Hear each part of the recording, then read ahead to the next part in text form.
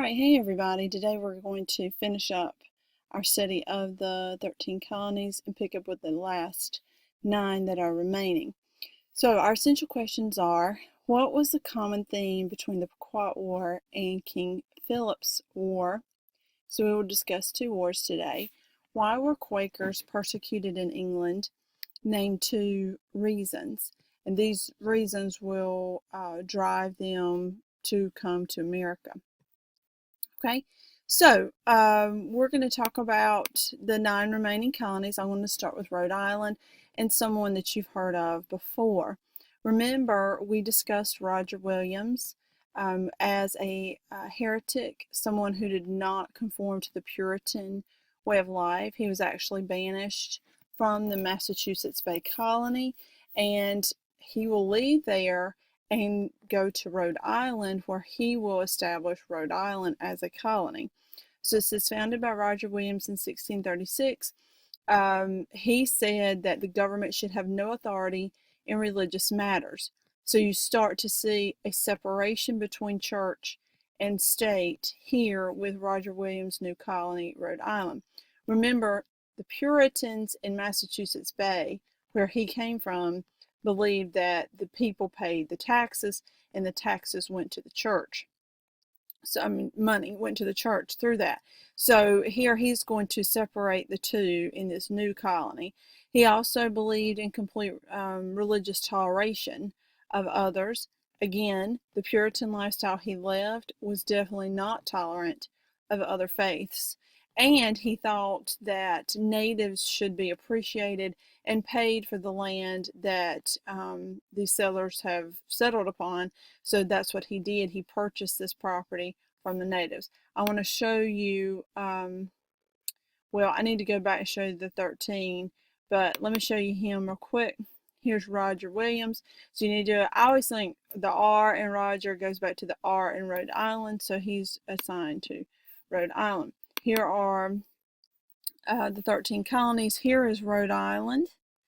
All right, and notice we're up here in the New England colony. So he's going to leave Massachusetts, which is here, and form the colony of Rhode Island. Okay, then you have Connecticut, founded by Reverend Thomas Hooker in 1635. He's going to leave Massachusetts, looking to get away from the colonial ideals, and to find land for a congregation to purchase to raise cattle. So Connecticut is formed primarily for the reason of they need more space. And Massachusetts has, the population has shifted, gotten bigger, and the idea was we need more area to grow our crops and to have our cattle. So they're going to look for that in Connecticut. Okay, he's going to create the Fundamental Orders of Connecticut, which is the first written constitution of the New World. So that's a big deal. It allowed all men, not just those churched, to elect a governor and a court. So this is going to give the males, now I should preface white males, not just those in church, but most white landowning males are going to have the right to elect their governor and some type of judicial system. So the Fundamental Orders of Connecticut, Thomas Hooker. Here's where you have the Pequot War, first war between the natives and the English settlers.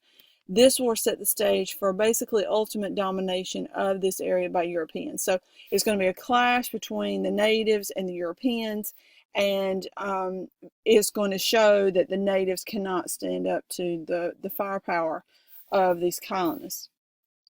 All right, so back to our pictures again. So this shows you again the New England colonies. Here is Connecticut. So we were at Rhode Island and we discussed Massachusetts. Here's Connecticut, primarily founded to find more farming areas, more land for their cattle. This is where the Pequot War is going to take place. Speaking of that, here's a picture, painting of it, and you notice the natives' weaponry versus the colonists, and that certainly helped the colonists to succeed. Okay, then you have New Hampshire and Maine. Maine is not considered part of the original 13. It was considered part of Massachusetts. So the New Hampshire and this other area of Maine is going to be settled by fishers and fur traders. It says Maine would be part of Massachusetts until 1820, whereupon they join up, and they have joined up. They separate, and Maine becomes Maine. So I can show you a picture of that also. See, it says part of Massachusetts. These two are going to split, and this will become Maine. Here is New Hampshire. Okay. All right. So basically an economic colony for fishermen, fur traders. All right. With that comes King Philip's War. So it says 40 years after the Pequot War, New England settlers and natives have decent relations, primarily because of the fur trade. And we're thinking about New Hampshire here. By the 1670s, the fur trade's in decline, and the colonial governments began to demand that the natives adopt English customs. So you see a breakdown in the economic system. There's not the fur trade sustainability where the natives and the colonists were kind of had a mutual agreement to get along because of the fur trade. Now we don't have that. So now the colonists are going to push the natives more so to support what they want them to support. And they're going to say, you need to adopt our way of life. It says by 1675, Plymouth Colony, that would be the Pilgrims, arrested and executed 3 Wampanoag warriors for a murder. The Wampanoag warriors attacked the town of Swansea, beginning basically King Philip's War. Okay, so you've got natives and colonists fighting now. And let me go to the next page. So the nickname of the leader Metacomet, his people are going to lose to the settlers in 1678. It says it was a turning point in colonial history as the natives began to move away from the colonies.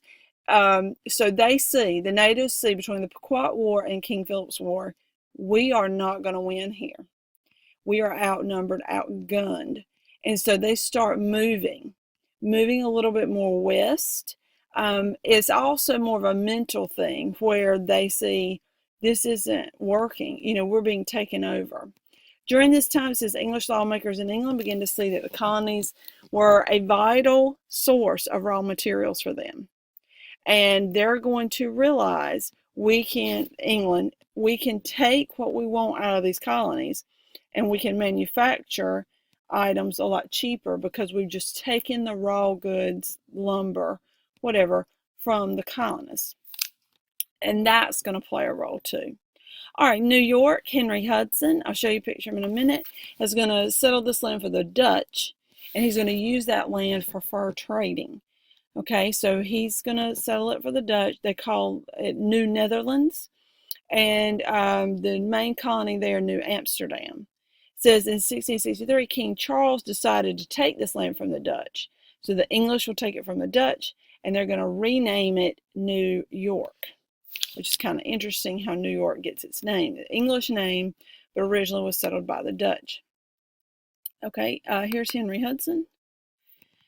Discoverer of the Hudson River, that's how the Hudson River gets its name. And will also bring the Dutch settlers into New Netherlands. New Amsterdam later becomes New York. New Jersey, named by King Charles's brother James, Duke of York. It says many Puritans move into this area, which provided religious freedom and the right to a legislative assembly.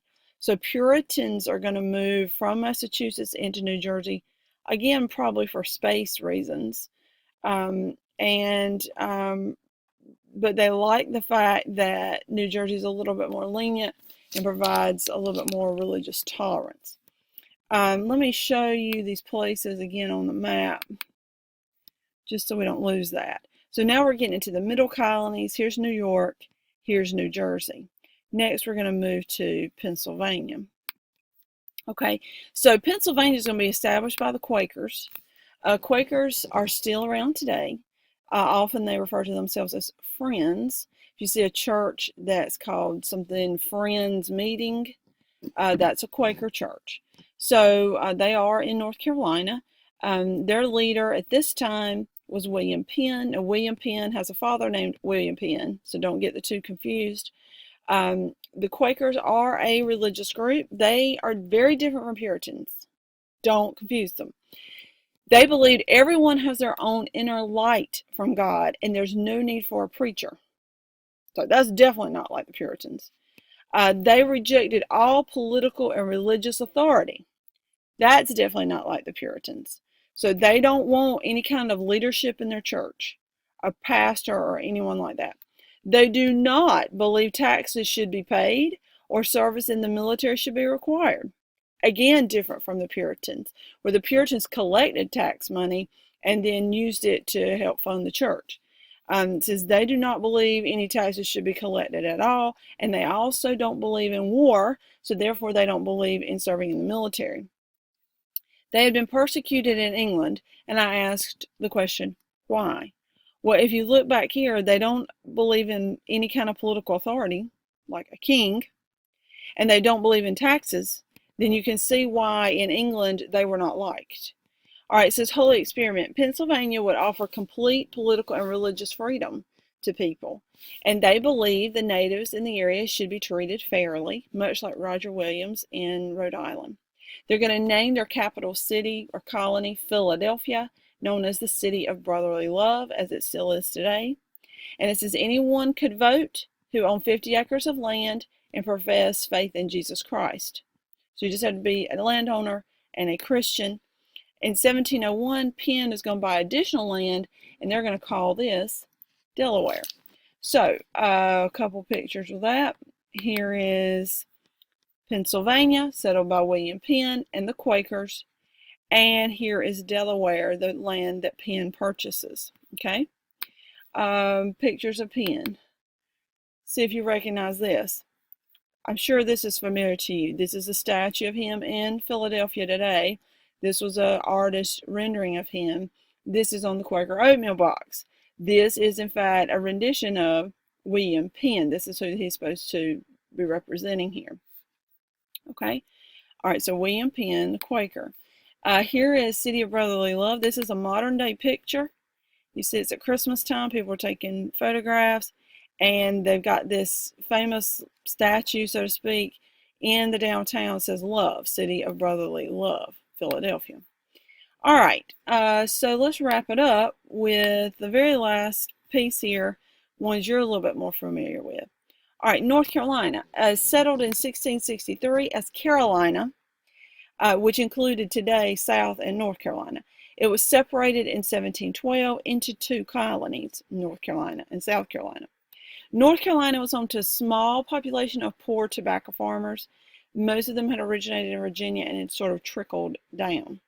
So due to the rocky coastline, the North Carolina colony grew slowly because the Outer Banks and all of that is a little bit more difficult to navigate if you're coming in from the Atlantic Ocean.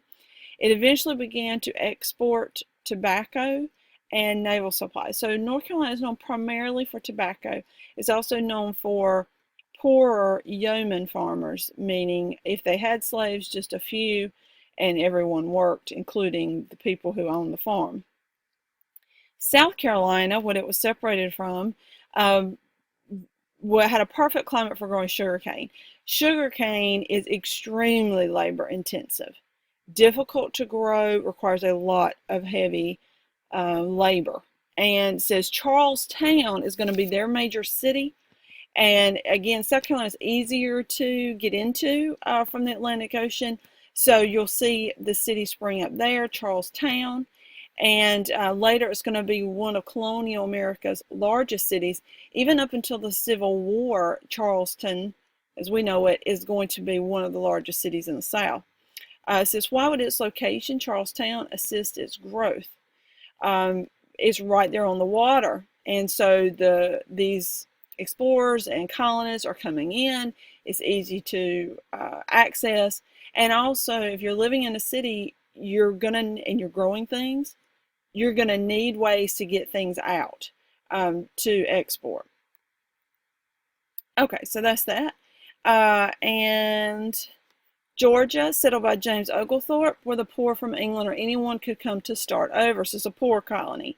Be a buffer between South Carolina and the Spanish Florida coast. In conclusion, by 1770, the England's colonies in North America were home to roughly 2.5 million people. These people start thinking about running their own country.